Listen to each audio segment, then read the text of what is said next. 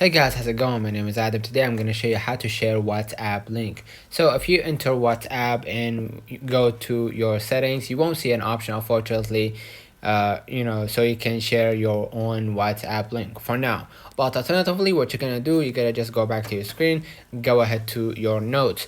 In your notes, what you're going to do, you're going to just create a new notes right here. And what I'm going to do, just follow the steps with me. You're going to just type let me just put it in small, okay, HTTPS, and you gotta just add this one and add the slash, I think, right?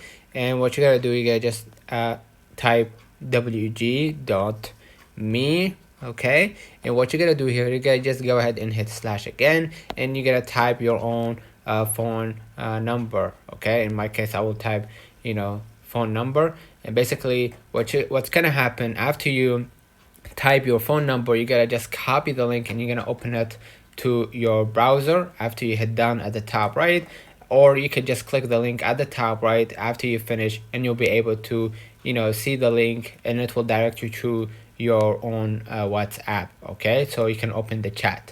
Let me know in the comments if this video helped you. Don't forget to like and subscribe. Thank you for watching.